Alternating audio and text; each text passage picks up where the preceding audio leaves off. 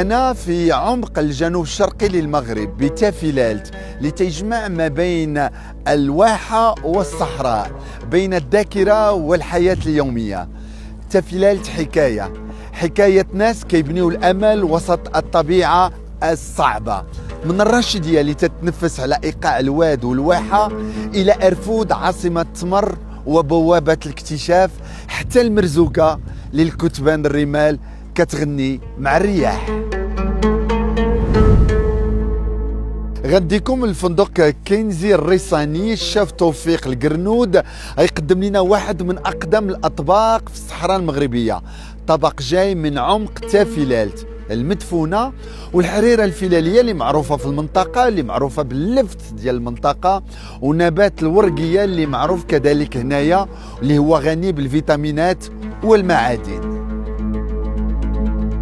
معكم الشيف توفيق. اليوم ان شاء الله نقدموا لسي منتصر حريره فلاليه مدفونه فلاليه، وها باش غادي نوجدوها غنحتاجوا اللفت والورقيه، البصله ديالنا مع مطيشه رابي، الفول، السميده ديال الشعير، شويه ديال الكماع، شويه ديال السكينجبير، شويه ديال الملحه، شويه ديال التحميره، وشويه ديال البزار. وها الحريره ديالنا غادي توجد مدفونه فلاليه. كنحتاجوا البصله ديالنا مع الربيع، كنحتاجوا اللحم ومن الاحسن يكون الفيلي، اللوز، كنحتاجوا البابريكا، التحميره، سكينجبير، الكمون والملحه والبزار شويه. بالنسبه للعجينه ديالنا حتى كنطلقوها كنفرسيوها بهاد لافاغس اللي عندنا، عاد كنديروا البيض، حريره فلاليه غنزيدوها الزيت، غنديروا الماء ديالنا، عندها واحد 30 مينوت تكون واجده.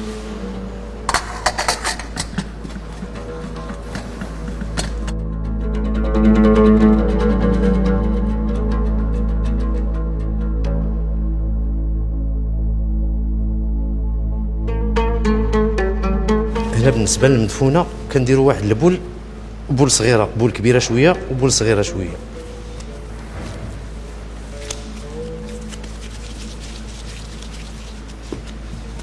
بالنسبه للطبق هذا معروفه به تافلالت، وكيوجد كيفرحوا به بالناس اللي جاوا للمنطقه، وهو طبق كيمشي مع حريره فلاليه اللي درنا الاولى.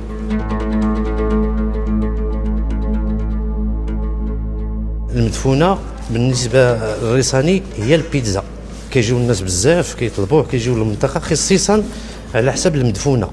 كنديروا هذه ديالنا فوق هكذا، كنردوا هاد الليبور هادو،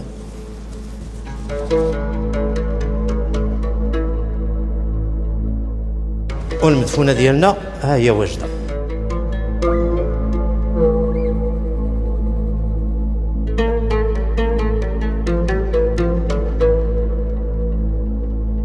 واحد 30 مينوت تكون موجوده ان شاء الله على درجه 180. كل شيء واجد ديالنا.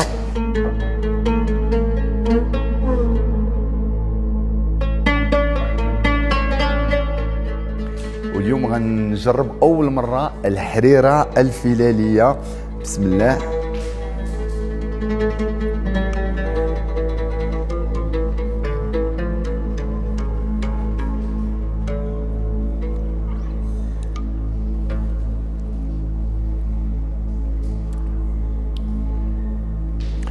صراحه القمح عطاها واحد القوام طبيعي، وحتى اللفت عطاها هذيك الحلاوه الخفيفه، واللفت معروف في المنطقه بالميزه ديالو، وكذلك النبات ديال الورقيه. تعرفوا بان الورقيه كما قلت في التقديم فيها بزاف الفيتامينات، فيها بزاف المعادن، وكاينه الورقيه هنا في منطقه تافيلالت اللي عطاتها ديك اللمسه الخضراء وداك التوازن، تتحس بالروح ديال تافيلالت. دابا غادي نذوق البيتزا المغربيه كما تيقولوا هنا في المنطقه اللي هي المدفونه.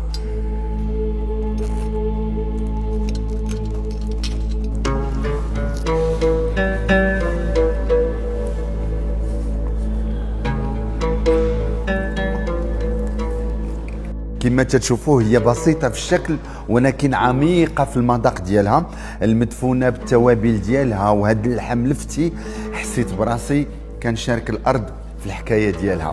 شكرا لك الشيف توفيق قرنود.